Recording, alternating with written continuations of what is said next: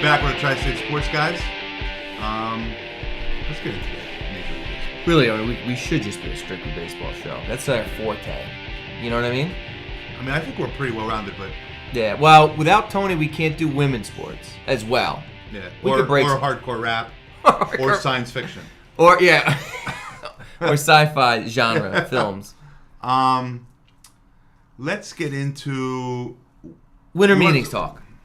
I missed Well, you. well, go ahead. Well, because last week, what do you need? Whatever you want. Well, Coach Shoot Strong me. was here, and we did good talk, but I wanted to talk to you because we had the. What do you want to know about? Well, I want to talk to you just about everything that's going on. I mean, we haven't discussed the Reyes thing.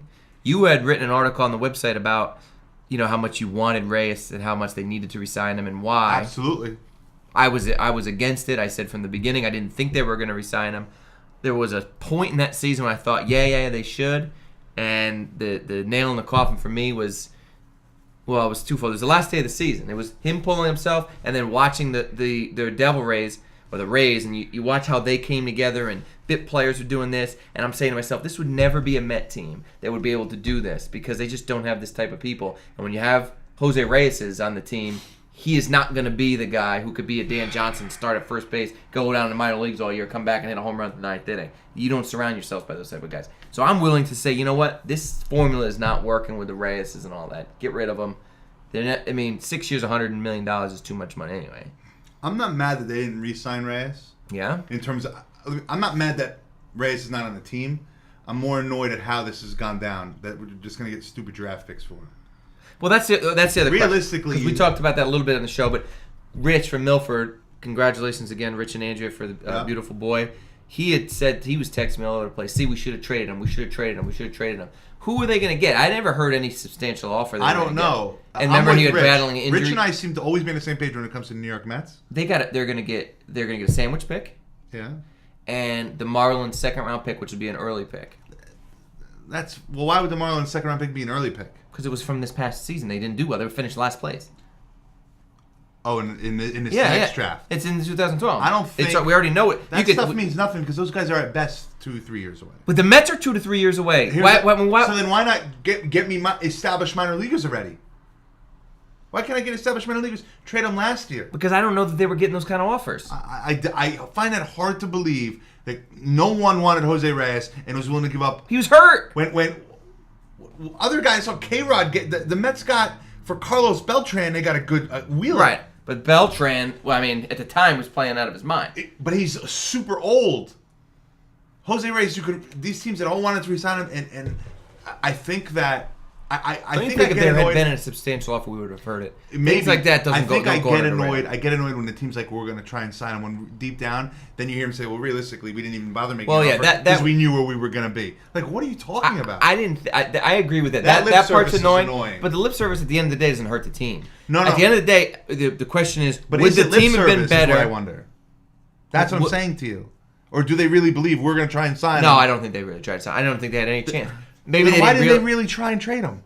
I don't know, but I mean, I think they figured two things. One, we still got to put some people in the seats for the rest of the season. That's nobody. They had to make money. They lost $70 million this year. That's my point. Nobody went to. Did you go to one game at the end of the year thinking, well, I got to go see Jose? No one does that. No, I know. Nobody does that. Right. So, I agree with you. Grant, maybe you could say the injury. But I'm saying you can't just discount the fact that they're going to have Fine. 2 of the top 40 picks in the draft this year. Here's what I would say. 2 of the top 40 picks in the draft. Jose Reyes. You were going to get 2 first-round picks, former first-round picks that are established minor leaguers for him. No, but I wanted a guy who's maybe 2 years away, and I don't know that any of these guys would ever be 2 years away. Maybe we'll get lucky.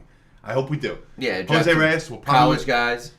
Jose Reyes will probably win MVP this year, and then his legs will burst because that guy sold to you for 6 years. But maybe you draft some guys that in 2 years are ready to become major prospects, and you trade them for a guy. Maybe. You know what I'm saying? You build pieces. They are not going to be good in 2012. I don't mind the fact they don't have him, being how you saw how fragile he is. Right. I do think that they should have explored a little more getting rid of him. It reminds me a lot of the Alfonso Soriano situation was on the Nationals. Now let's talk about where he did go. So he went to the Marlins, and the Marlins are the talk of the town. They have clearly the ugliest uniforms. And we talked about this. Not the uniforms. We talked about when the rumor was he was going to the Marlins. I'm like, they have a shortstop.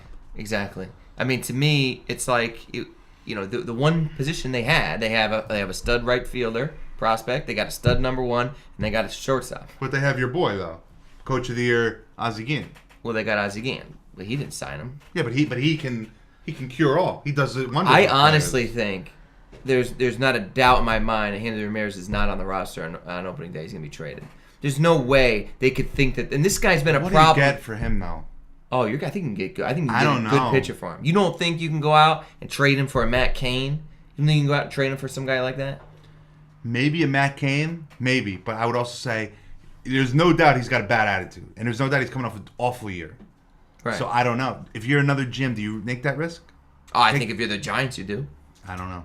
I'm not saying you're wrong. I just don't know. I just think that if you're the Giants, they do need a shortstop. You're right. Yeah, they need a shortstop. They need they need a power hitter. They need a guy who can put up numbers like that. And I think you could see that happening. So I don't think there's a chance. But to me, but the bigger problem is if you have these needs, you're going to spend $100 million on Jose Reyes and $58 million on 33-year-old Mark Buehrle. To me, I mean, it's great. It shows that you're spending money. Yeah. But you know what? There was a couple years ago when the Royals signed Gil Mesh for $55 million to show that they're willing to spend money. I don't think just throwing money just to show that you have money is the right thing. I didn't think either one of those signings are great signings unless they're going to trade Hanley Ramirez. Well, I think what they're doing is the Marlins have a history of winning now and then unfolding and then, taking the team apart. I could see them trying to do that for a year. With this new state, I don't think it's going to be a one-year thing. Well, I think that that's why the Buehrle thing comes in place. You know what? We got to win now. He's a good. 4 years they're giving this guy. That last couple years, they're not going to be able to dump that. You're never going to be able to dump that. The guy's going to be 37 years old. Some American League team's not going to want him. For 37-year-old lefty who has an ERA around 4. Maybe who's got 2 years left. Jamie Moyer is still alive. I guess you can spend 18. It's not ideal. It's not ideal, but I think if you're the Marlins, you're like, you know what? We hope to draw a lot of people, and if we don't, we'll just try and get rid of everyone. Here. How about this? This is a trade scenario that I thought of, which I don't know they do in a division. I mean, Jimmy Rollins still isn't signed, right? If they don't re-sign Jimmy Rollins, and they're dangling Cole Hamels out there, would you think that maybe they would trade Cole Hamels for Hanley Ramirez? Yeah. That would be. I mean, normally you don't trade inside the division, but that would make sense for both teams. Then they could say, you know what, Jimmy Rollins is past his prime. You know that. Yeah, I think you think one of the Giants. You think Hanley Ramirez in that park, in that lineup, he would put up stupid numbers. He probably would. And then it would make sense for now you have a rotation where you have Hamels and Josh Johnson at the top of the rotation. I don't know what Hanley Ramirez's contract status is. Isn't Hamels this is last year?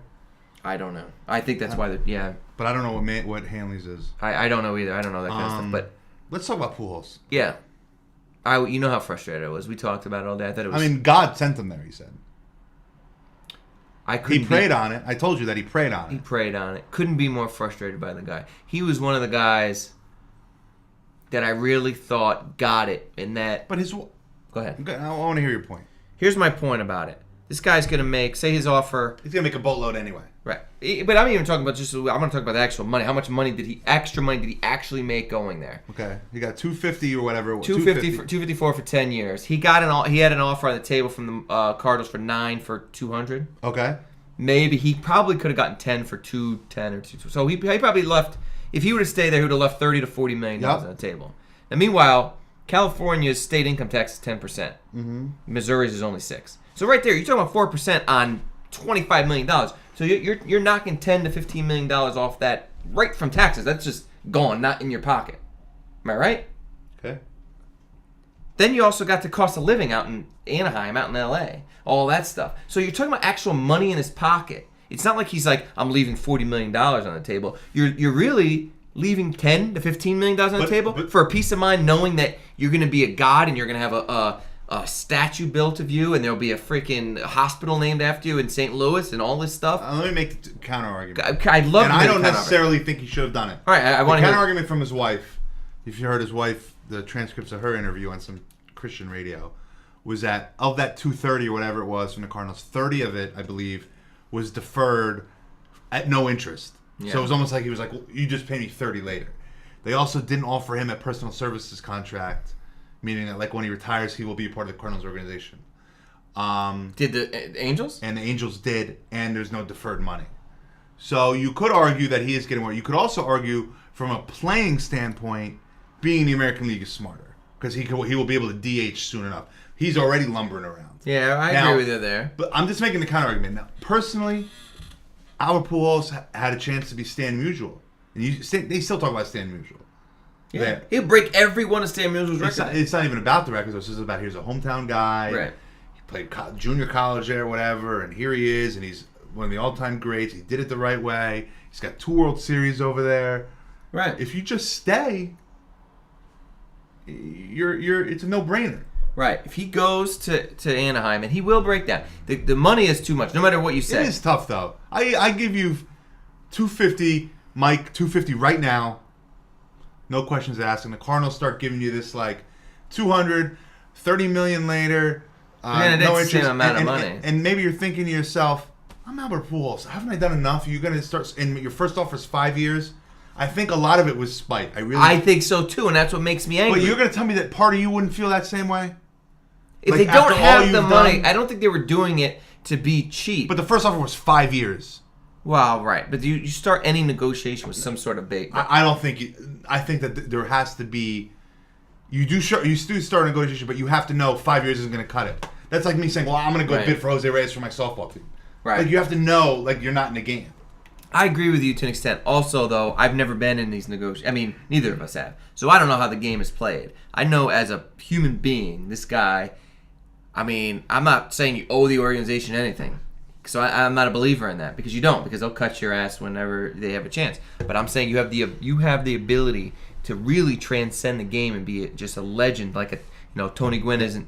And I think there's only a few chances, like Derek Jeter. If Derek Jeter had jumped ship, I mean, granted he played for the Yankees, so nobody's ever going to pay him more. But if Derek Jeter had jumped ship to some other team, to the Anaheim Angels, when he, whenever. He would not be the Derek Jeter that we know him as. That's just a fact. You're right. What I don't like is that if these personal service things were such a big deal, I'm sure the Cardinals weren't going to be like, oh no, we don't want you working with us after. Just say what you want. Tell them what your offer is from the Angels. Now apparently the rumblings are that he was given a deadline by the Angels, and that's kind of what forced his hand. So good job by them.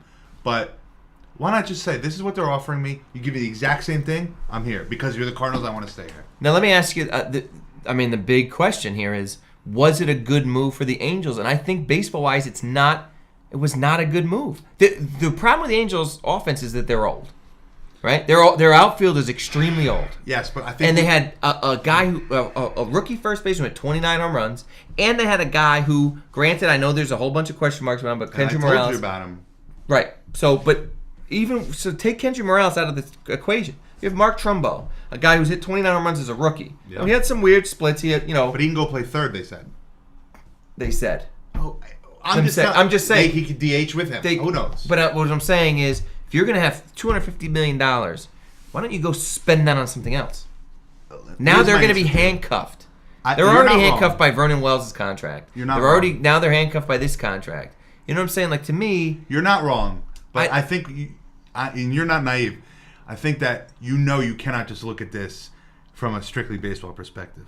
Here are the Angels who have older players but are still good, and they have the reputation of always coming in second when it comes to the Carl Crawfords of the world and all these guys. And the Dodgers are looking for an owner, and the minute that owner gets in there, they're going to take that state back over. Well, that's exactly what I think. You have to. That's what I thought. If you were the Angels owner, you couldn't sit by. I think the C.J. Wilson signing was even worse. Much worse. Well, the C.J. Wilson signing was worse for Jared Weaver. Just shows him he's an idiot for taking an in-season extension. Because C.J. Wilson is making like $7 million less, and he's 15 times worse than Jared Weaver. 15 times worse, and is terrible in the playoffs. Yeah. But so I don't know. I mean, it'll be good for 2 or 3 years, and it's going to be. And they're going to be just hampered by that contract, and I don't know what they're going to do with it. So very quickly, we don't have a lot of time. Ryan Braun is 50-game suspension. Yeah. Are you surprised? I'm very surprised. Hugely Apparently, surprised. it wasn't a steroid as much as it was like. But it was something they said that it was whatever he tested positive for, it was the highest level that this testing center had ever seen in the history. But he claims it was a miscommunication. I'm interested to hear what happens. Maybe he's going to claim he took some sort of drug, like a GNC type drug. But you know what? Ryan Braun, at all people, he's one of those guys.